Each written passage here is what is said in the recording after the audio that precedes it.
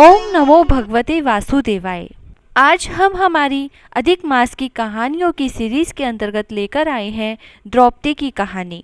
यह कहानी अधिक मास या किसी भी बड़े महीने में 1.25 महीने तक सुने और एक चरी खीर की भरकर उसके ऊपर नारियल और रुपए रखकर ब्राह्मण को दें और देते हुए बोले, द्रौपदी की चरी खीर खांड से भरी। इस तरह से इस कहानी का उद्यापन किया जाता है। इस कहानी को आप कभी भी किसी भी बड़े महीने में शुरू करके 1.25 महीने तक लगातार सुन लें। यह कथा हमारे घर के अन्न और धन के भंडार भरती है। तो आइए सुनते हैं द्रौपदी की कहानी। एक बार 5 पांडव व द्रौपदी वन में रह रहे थे। उस समय उनका वनवास चल रहा था। कौरव पांडवों में आपस में मतभेद हो रहा था। कौरवों ने सुना कि वन में द्रौपदी के पास एक ऐसा बर्तन है जिसमें सबका खाना आ जाता है। जब उसको सीधा रखोगे वह वापस भर जाएगी, लेकिन सबसे आखिर में द्रौपदी खाना खाकर साफ कर देगी, तब उसमें अगले दिन ही खाना आएगा।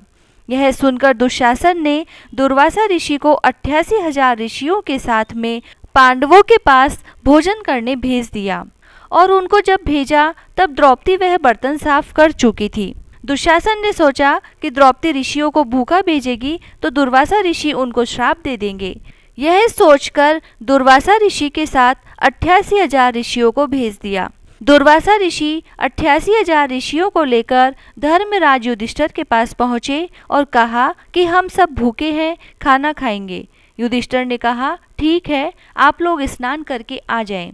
जब ऋषि स्नान करने चले गए और युधिष्ठिर ने द्रौपदी से कहा कि ऋषि अभी प्रसादी लेने आएंगे, तो द्रौपदी ने घबराकर कहा कि मैंने तो पात्र को धोकर रख दिया।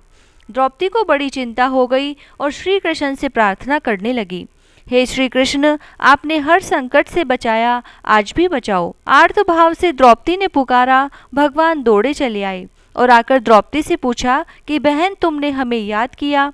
तो द्रौपदी रोने लगी और भगवान से कहा कि प्रभु, मैंने खाने का बर्तन साफ करके रख दिया और दुर्वासा ऋषि 88,000 ऋषियों को लेकर आ गए हैं। वे सब नहाने गए हुए हैं, आते ही होंगे। उनके खाने की व्यवस्था कैसे होगी?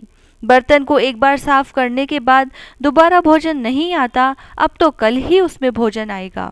द्रौपदी की बात सुनकर भगवान ने कहा कि लाओ, तुम्हारा बर्तन कहाँ है? द्रौपदी ने बर्तन लाकर भगवान को दिया। भगवान ने भोजन पात्र को ध्यान से देखा तो एक हरा पत्ता तुलसी का चिपका हुआ है। भगवान ने वह तुलसी पत्र हाथ में लिया और गंगा जल की 3 बूंद लेकर खुद पी गए और पेट पर हाथ फेर लिया। भगवान ने जैसे ही चरणामृत लिया, सारे ऋषि मुनियों का पेट भर गया और वहां जल में नहाते हुए ही लौटने लगे कि हमारे पेट में ये क्या हो गया।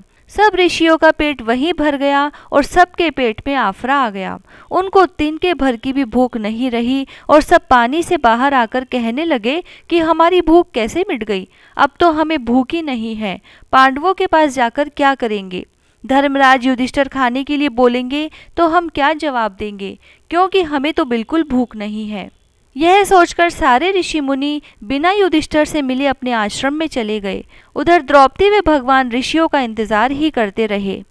द्रौपदी ने कहा, भगवान, दुर्वासा ऋषि मुनियों को लेकर अभी तक नहीं आए। भगवान ने कहा कि वो यहाँ आकर क्या करेंगे, उनका पेट तो पहले से ही भर गया।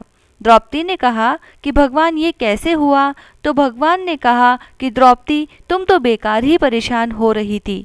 जहाँ मैंने चरणामृत ले लिया वहीं सबका पेट भर गया। अब ऋषि मुनि नहीं आएंगे, चिंता मत करो, आराम से रहो। और भगवान चले गए। द्रौपदी बहुत खुश हुई और सोचने लगी कि भगवान नहीं आते तो क्या होता। भगवान को सच्चे हृदय से याद करो तो प्रभु अवश्य आते हैं और भक्तों की मनोकामनाएं पूरी करते हैं। हे श्री कृष्ण भगवान, जैसे आपने द्रौपदी की लाज बचाई वैसे हमारी भी बचाना। कहता ने सुनता ने हुकारा भरता ने आपने सारे परिवार की रक्षा करना। जय श्री राधे। इस कहानी को सुनने के बाद बिंदाई जी की कहानी सुने और 1.25 महीने तक यह कहानी सुनकर एक चरी में खीर भरकर उसके ऊपर नारियल व रुपए रखें और कलप कर ब्राह्मणों को दान दें और कहें कि द्रौपदी की चरी खीर खांड से भरी। बिंदाई जी की कहानी। एक बार रामचंद्र जी भगवान ने सभा लगाई और उस सभा के बीच में 5 पान का बिड़ला मंगवाया। अब सभी देखने लगे कि बिड़ला कौन खाएगा। सब सोच रहे थे कि हमें मिलेगा, लेकिन रामचंद्र जी ने सभा में कहा कि इस बिड़ले को वही चाबेगा जो 3 लोक की परिक्रमा लगाकर सबसे पहले आएगा। सारे देवी देवता व सभागण अपने अपने साधन से परिक्रमा लगाने चले गए और गणेश जी वहीं बैठे रहे। सबके जाने के बाद गणेश जी उठे और रामचंद्र जी के 3 परिक्रमा लगा दी और कहा कि मुझे बिड़ला देवो। रामचंद्र जी ने कहा कि पहले 3 लोक की परिक्रमा लगा कर आओ। तो गणेश जी ने कहा, भगवान आपको छोड़कर 3 लोक कौन से हैं? जहाँ आप बैठे हो वहीं 3 लोग विराजमान हैं, आपसे अलग नहीं है। रामचंद्र जी बहुत खुश हुए और गणेश जी को बिड़ला दे दिया और गणेश जी ने बिड़ला चाब लिया। भगवान ने कहा कि गणेश जी आपकी बुद्धि के आगे हम भी हार गए। रामचंद्र जी ने सारी नगरी में ढिंढोरा पिटवा दिया। कोई भी शुभ काम शुरू करने से पहले गणेश जी को ध्यावो मनावो। जो सबसे पहले गणेश जी को ध्याए मनाए उनके घर में रिद्धि सिद्धि बनी रहेगी और उनके हर कार्य बिना किसी बाधा के पूरे होंगे। बोलो गणेश जी महाराज की जय। जय श्री राधे।